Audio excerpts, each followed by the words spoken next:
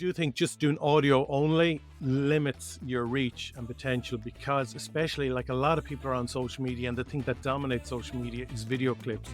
So if you can in any way create video assets from your podcast, it will help drive people to actually listen to your podcast. Welcome back to another episode of Smarter Podcasting. This is a show where we explore the world of podcasting. I share invaluable tips with you and really have engaging conversations with podcast experts and enthusiasts alike. I'm your host, Neil Mackay, the podcast guy, and in today's episode, you really do have a special treat for any of you who are looking to learn from someone whose whole career has been producing professional content. So before I introduce my guest, just a quick reminder to subscribe, leave a review, and most importantly, please share this episode with someone you know. We will really benefit from that, and it will also mean a lot to me. So thank you for doing that. So let's get into today's episode. My guest is the managing director of GK Media, and he's not only a seasoned podcaster, but an award-winning force in the Irish podcasting and media landscape. He's going to share with you how to create and promote a successful podcast that will really leave you inspired and also equipped with some new perspectives on how to create an amazing podcast. He hosts a weekly podcast that I was fortunate enough to be a guest on recently, which focuses on personal and professional growth from people like myself who have achieved somewhat personal or financial success. And he has over 20 years experience working as a presenter, a producer, a tutor in the areas of film, television, radio, and marketing, which is all perfect for podcasting. Not only that, he is fully qualified with the Teaching Council of Ireland to teach film and TV studies and radio and sound production. This experience and knowledge have been pivotal in helping him and his company work with over 50 clients on various different services, from social media management to, of course, podcasting. So in this episode, his expertise will leave you inspired and equipped with new perspectives on podcasting. So whether you're a seasoned podcaster, a budding enthusiast, or simply wants to know more about what goes on behind the microphone, this episode is just for you.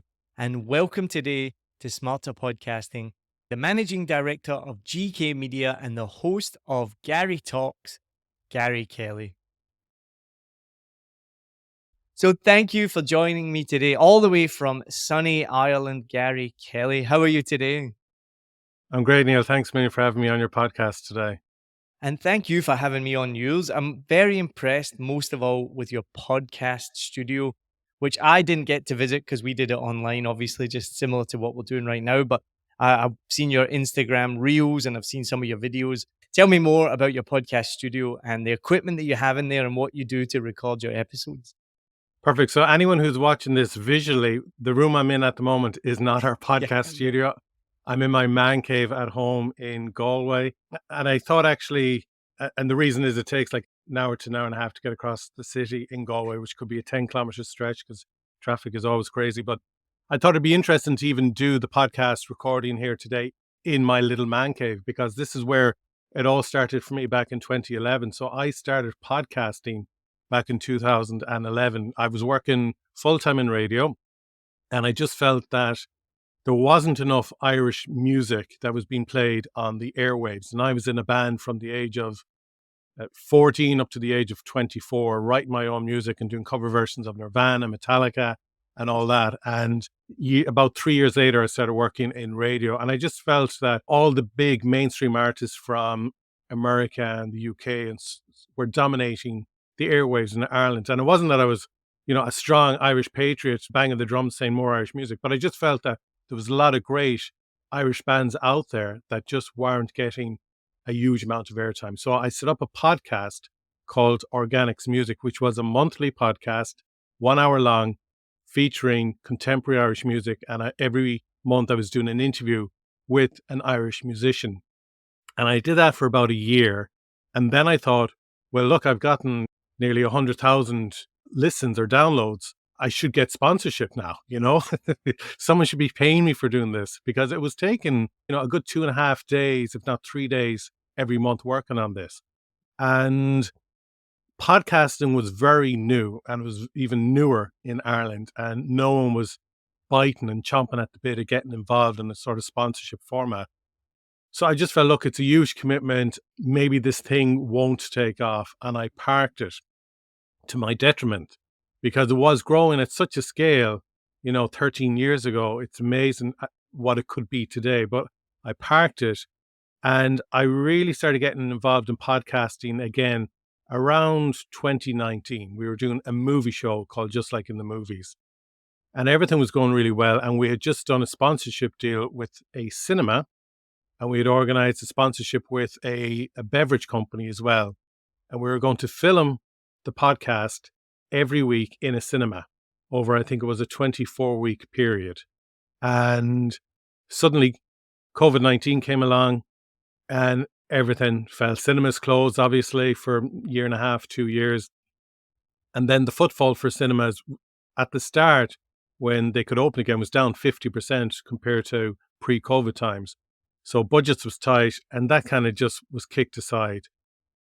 But during COVID, I was in this room, and it was day 2 of lockdown in the country, and I was getting itchy feet, and I run my own, media company, and I didn't know what the future held. And I just knew I needed to do something and stay busy and keep the mind active. So I started the podcast, which I do today, called Garry Talks. And I started it was for my own support and kind of confidence building. I was doing interviews with people in business, finding out how they were coping, what they were doing, what was their, suggestions, goal setting strategies, and so on, to get through lockdown, which at the time we didn't know how long it was going to go on for. So I was here in my man cave, and it kept me sane. And after COVID, the show had grown, and we were opening up into going into other areas of producing podcasts, but then others were asking us to produce podcasts for them.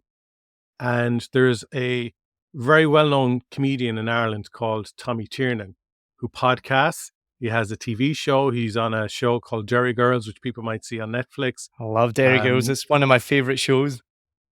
Brilliant. And he tours around the world. He's done America and UK and Ireland and so on. But we were sharing an office together in Galway. And because everything stopped for him, he couldn't do stand-up shows. Obviously, his TV show stopped. Derry Girls was stopped. The office that we shared, he said, it's all yours if you want it. And it's an amazing location. It's the heart of Galway city centre. But it was an old building. It goes back to the 1700s. And I just thought, I think we need a modern building for what we want to do with the company. And we want to build a podcast studio and so on. So we found a place just on the outskirts of the city, just off the motorway.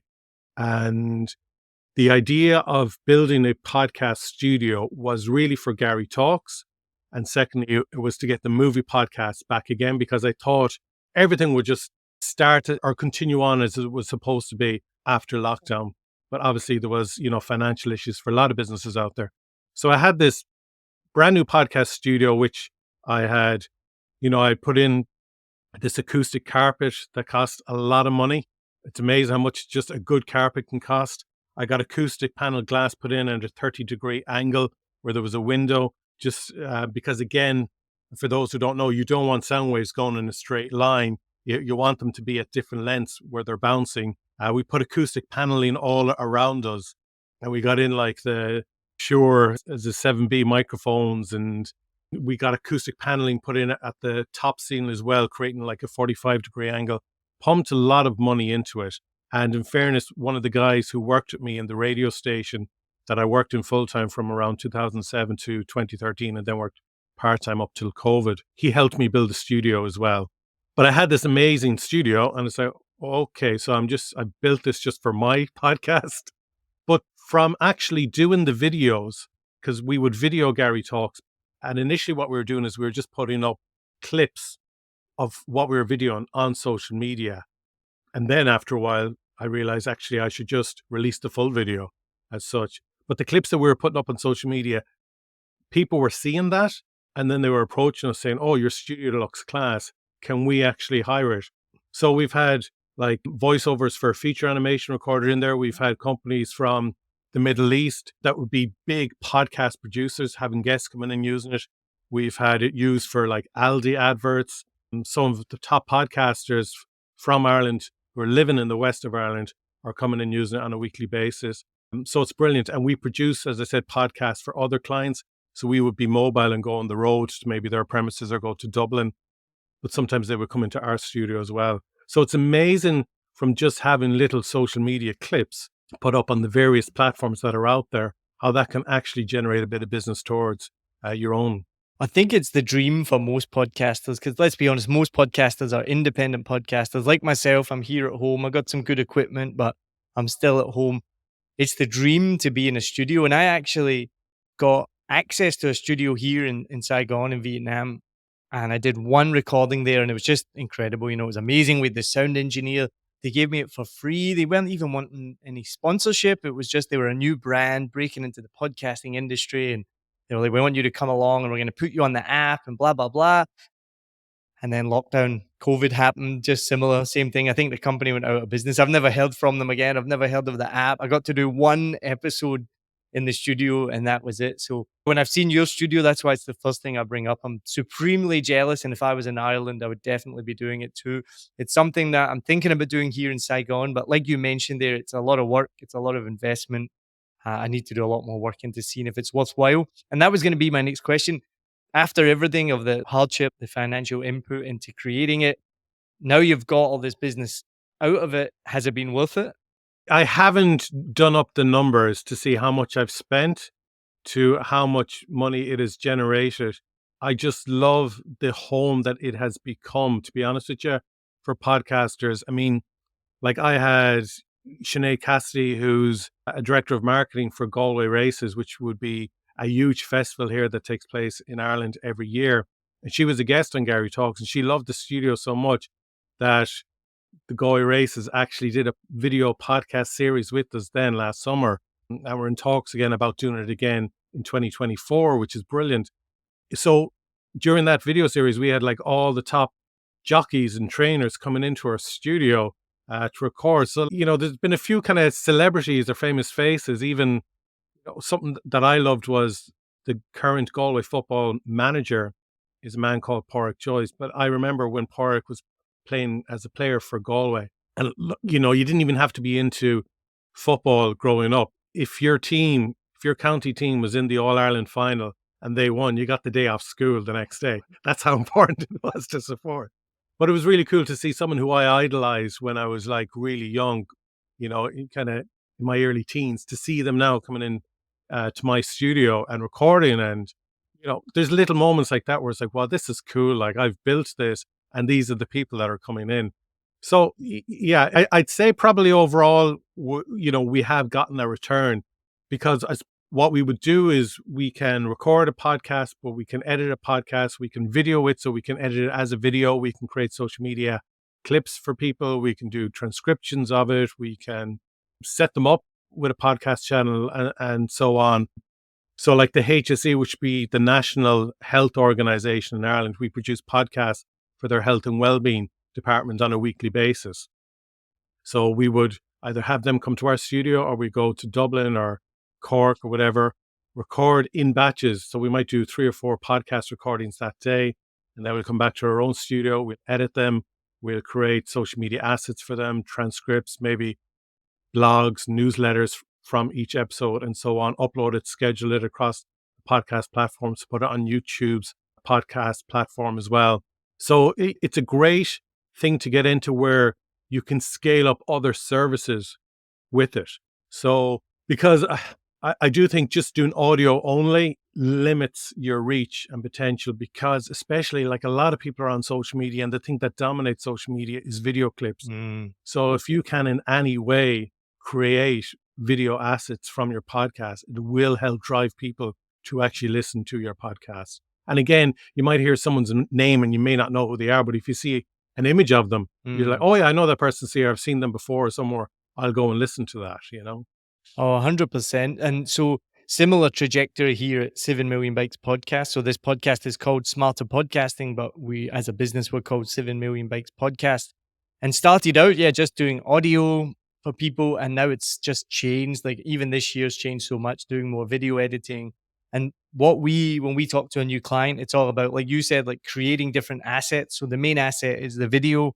And then from there, we take the audio, then we take the short form content for the social media, then we can do blog posts and everything like that. And that's a great way, like you said, to get noticed, because the way I explain it to people, so I watch almost on a daily basis A Closer Look by Seth Meyers, the talk show host in America. Yeah. I've never once watched a full episode. I can't even get it, obviously, where I am, but on a daily basis, I just watch the short content. And so I try to explain to people that even if somebody never listens to your podcast, they're still consuming your content, even if it's a 10-second reel or a 60-second reel, or reading your blog post. So it's all about building your brand and your authority and your leadership, which doesn't necessarily mean somebody needs to sit and listen to a whole hour or a whole half an hour of your podcast. You can still build all of that through all these different means. And so it can be a really effective way. Yeah, and even just talking about video clips, there are this two particular clips on the Gary Talks TikTok page, and collectively they have 500,000 views. There you go, So right? 500,000 views, the two of them Yeah. together, which don't match the podcast listens, but the amount of comments on them and how much those little kind of 60-second clips, the content of them, how they're relatable to people, how they're important to people. One of them is a night nurse, and she talks about how some of the more difficult deaths she witnesses are young mothers, and a lot of the comments are people who lost a mother when they were young, or it could be a woman who is a mother at the moment with young children and is battling a disease at the moment, is challenged by one, living with one, and it's heartbreaking, some of the comments. But it's also great that content like that is put out there and it's relatable and people can connect with it and, maybe get a little bit off their chest and so on. So they may not listen to the full podcast, and that's fine, but they still found something of benefit in that maybe 60-second video clip that they saw. And I think also just mention the editing, which I know you do, Neil. Unfortunately, some people don't get into podcasting because they're so put off by the post-production side of it, editing, which is another craft in itself. I often say it's like learning how to drive. It takes a lot of effort. We can all kind of sit in front of a microphone and do a bit of waffling, but it is hard to edit. But there are, it's important that there are people like yourselves out there that can actually carry people through that next stage, not to just say, oh, I'm not going to do it because I don't know how to edit or I don't want to edit. There is the support out there for people. So if you want to start podcasting, just start. Well, it's funny what you said about your first podcast. You were working on it for 2 or 3 days, and it was so similar. I mean, when I started out, I didn't do it for the longest time because somebody asked me. They said, "Oh, how long do you think you spend on your podcast?" So I wrote it all down, including booking the guest, which just the communication with the guest. Then the guest comes in, you talk for half an hour. Like we had a chat before we started this podcast. Then you have a chat afterwards. So they might be there for 2 hours. Then you've obviously got, so then the recording, then the editing, then the promotion, all of that stuff. And I added it up and I was like, I think about 8 to 10 hours at least for one episode. And when I did that, I was like, that's a whole day's work. And I'm doing this on top of my full-time job just for myself this is my hobby. And so that really blew me away. And so now the tagline on my website is at the moment, save frustration and time, because that's now where I come in, because I realized I learned how to do these skills, which was editing, and I realized how long it took to do all of that. And so that's now where we want to help people, just like you said, but people who want to make a podcast or already have a podcast, and then they realize, oh man, this takes up way too much time. And then so that's where we come in. We can save you the frustration and the time. And I absolutely love editing. For me, and you'll know the same as well. Sometimes the original audio, the episode can be pretty bad. It will be lots of mistakes or lots of filler words. The person ums every 2 seconds, or they finish every sentence with or the audio quality might be really bad. And I get the biggest buzz of taking something that can, in the raw format, is quite bad, to be honest, and producing something. And I've had people listen back to it and they go, wait, what? How did you do that? Like, I remember what happened and it was terrible. Like, how did you put that together? And it's like, yeah, that's the magic of editing. And then, getting to the point now where I work, one of my clients is actually, it's my favorite. It's a narrative podcast. So, I create a narrative out of the story. So I'll literally move part of the story of the recording.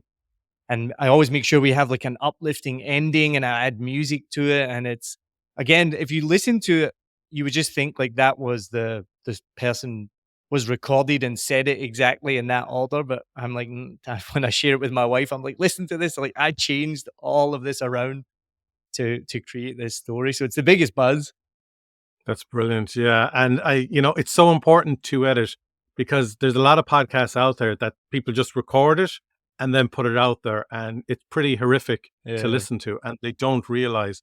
And to put it in perspective for people, Tommy Tiernan, who I mentioned earlier, I set him up with his podcast, Tommy, Hector, and Larisha, a couple of years ago during mid COVID.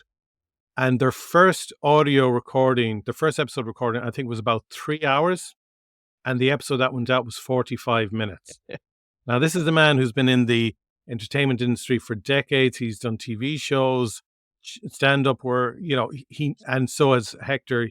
They know how to put a show together, but still they were able to chop off over 2 hours from Wow. their first episode to get it right. Now, they're better because they've been doing it for a few years now on a weekly basis.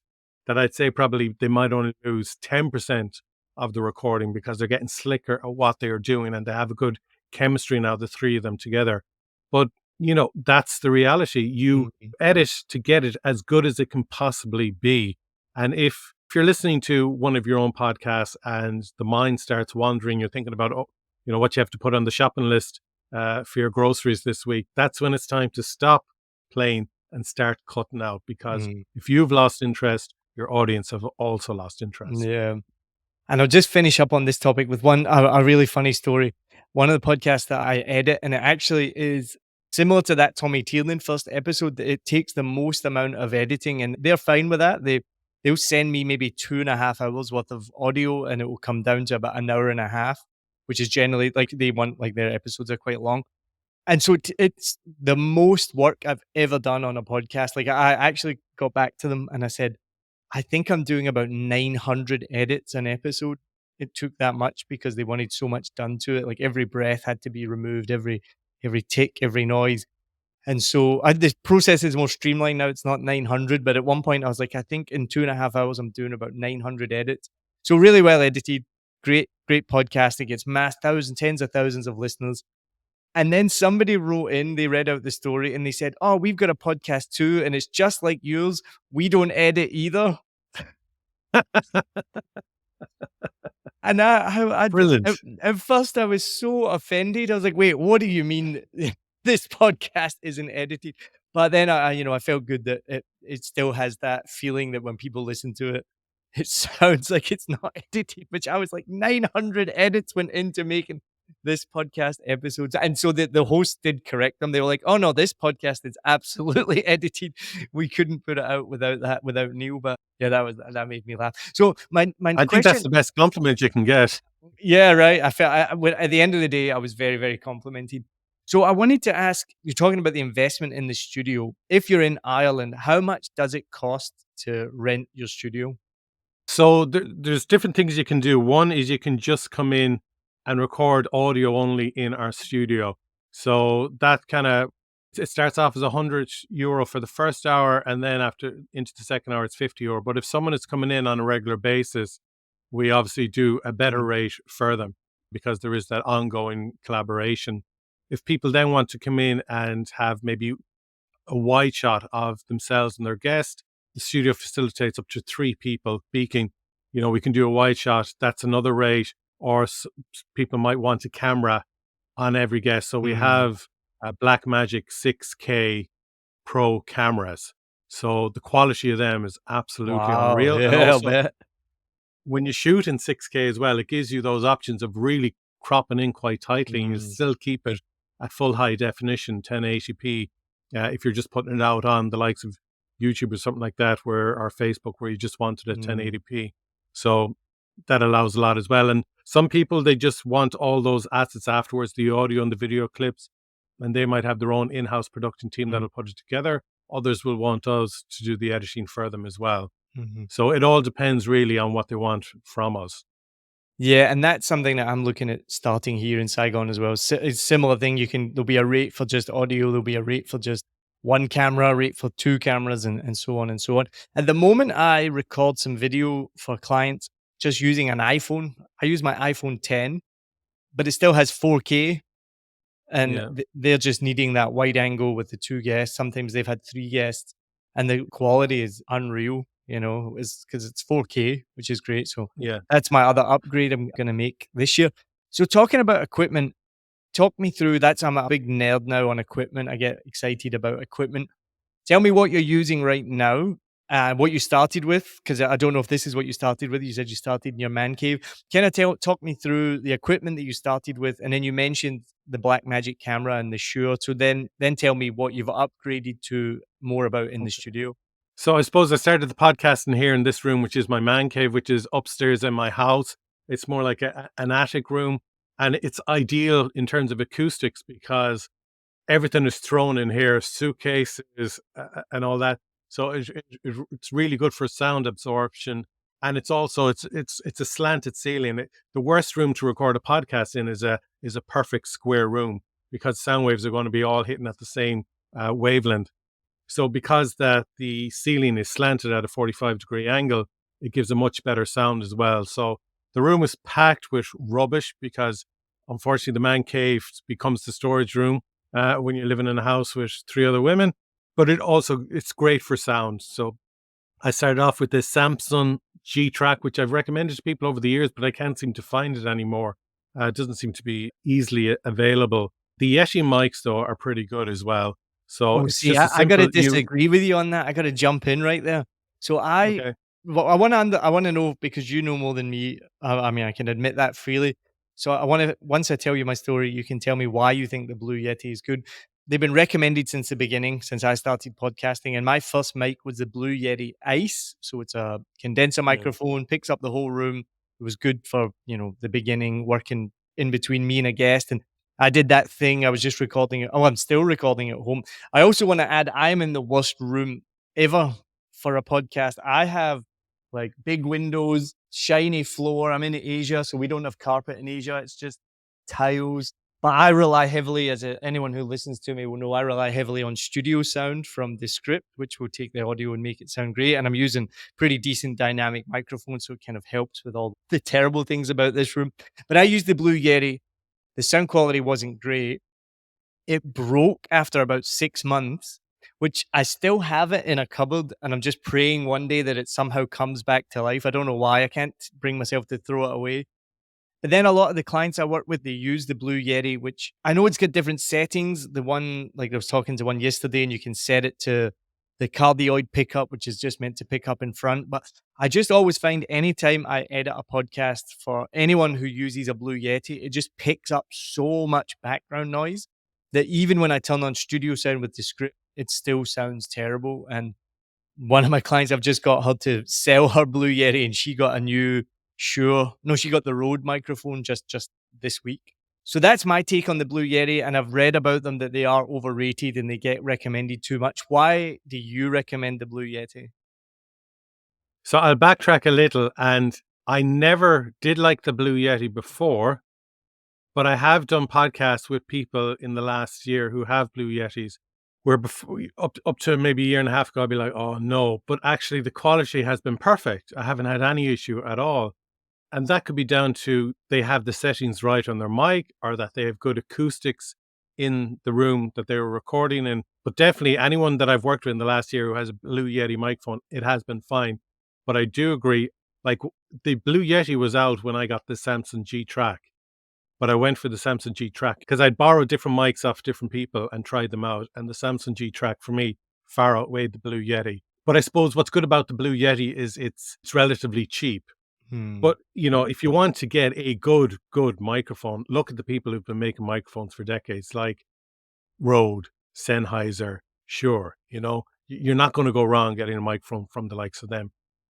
Dynamic microphones, which you're using, are great if there's too much space around you and you want to get a nice warm sound. Like So I have. when we do recordings for the HSC, like I'm going up to offices in Dublin that are not set up for podcast recording, I use dynamic microphones.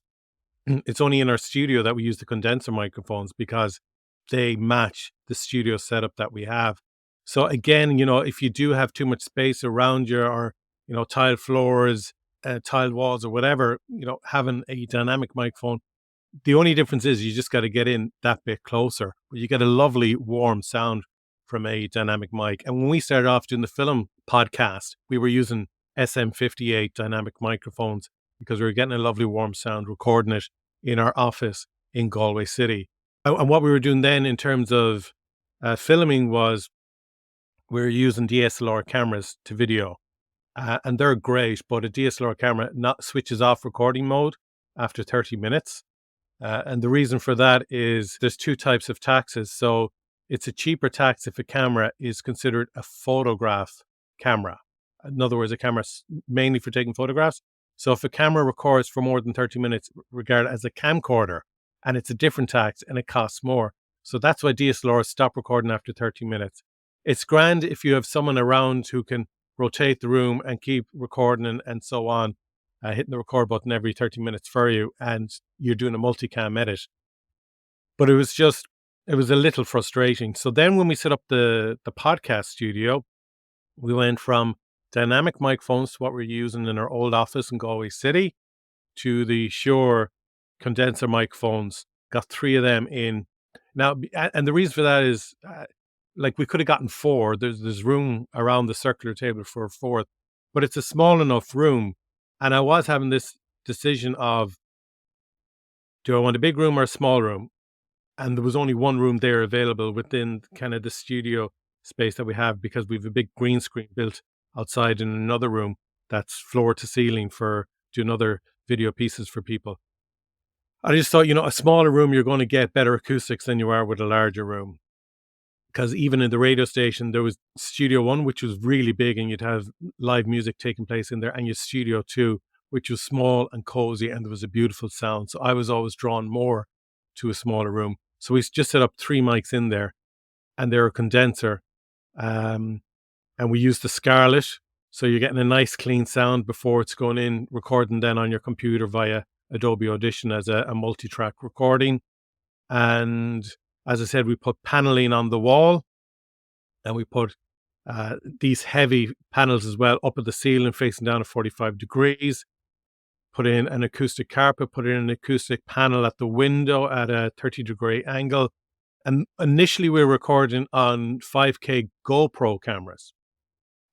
So I had gotten 3 of them. So one was doing a wide, one was on the guess. But the fact that it was 5K, again, I could crop in to an individual if needed. And I had the other 5K GoPro on me. They were good, but they stopped pretty much recording after about an hour, because we had, I think it was whatever SD card that we had in it. It was big enough. It might have been 64 gigabytes. It was just running out of space after an hour recording in 5K, but they were also getting really, really hot. So I was working off the battery and I could power them up. But again, I was afraid that I would just completely burn them up, because they were roasting hot after being recording in 5K for about an hour, because really there isn't a fan system in them like you'd get in the bigger cameras. And then I just had this notion of maybe getting in a good broadcast quality camera. And when the Galway Races gig came up, I said, okay, I've invested in the studio. And it's not only the podcast studio, as I said, there's the green screen studio we have as well in the other room. I said, I'm going to invest further again in the podcast studio. I'm going to get in a 6K Blackmagic camera, which has a fan built in, so I don't have to worry about them heating up. They are broadcast quality because they wanted these podcast videos to be played on the big screen at the Galway Races. They were also on racing TV for horse racing fans. That'd be a big TV station. So I wanted to provide them with the best video quality I could. And they can be plugged in, so they can work off the electrics. You're not worried about battery dying on you halfway through. So that's what I did. I invested in 3 Blackmagic 6K Pro cameras. So that was the next step up. And every time we finish a series of Garry Talks, which might be, 10 or 12 episodes, and we might do 10 seasons a year, I always have a meeting with my team afterwards and say, okay, what can we do better?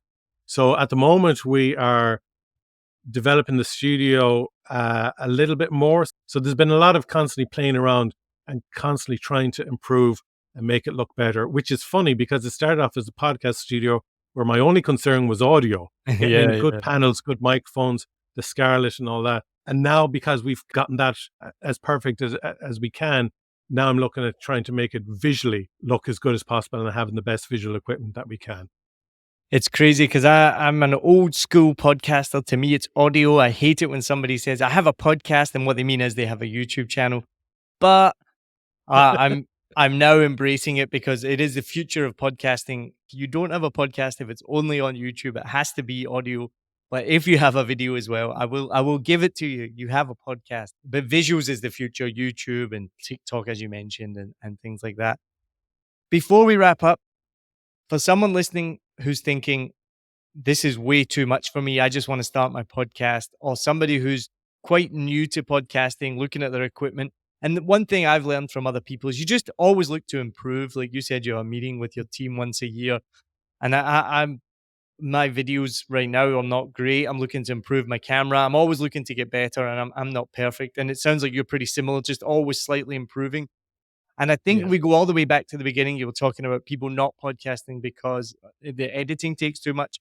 I think a lot of people don't podcast or don't do a lot of things in life because they're perfectionists and they want it to be perfect first time, and not realizing that most successful creators started off way at the bottom and slowly get up. Like Taika Waititi didn't start making Thor. He started making independent movies and worked his way up. So for someone who is just starting or wants to improve, what are your top tips for microphone sound treatment for somebody in the beginning? Go. So just get a good microphone for yourself. And even like going back to the Yeti conversation, you can get a good dynamic SM58, which is even cheaper than the Yeti. But I suppose it depends on how you want to record. So you could record directly into an audio recorder like your Zoom or your Tascam. So, you connect via an XLR cable and your microphone.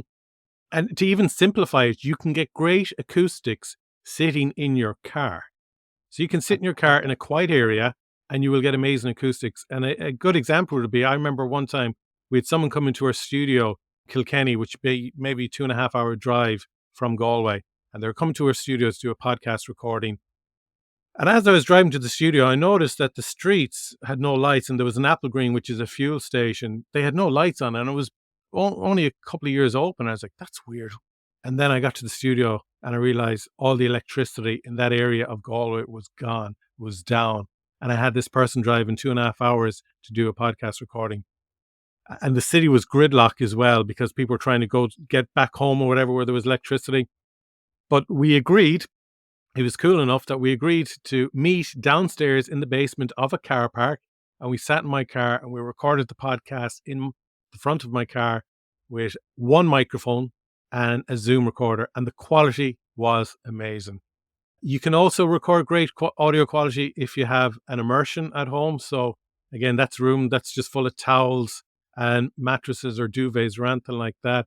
Again, I know people during COVID who are recording radio shows in immersions, recording radio shows in their bedroom with a blanket over their head. Don't I, worry about the visuals if you don't need to. Yeah. I think that's an Irish phrase, an immersion. I have no idea what that is. I mean, I can guess from what you said, but do you want to explain what you mean by an immersion?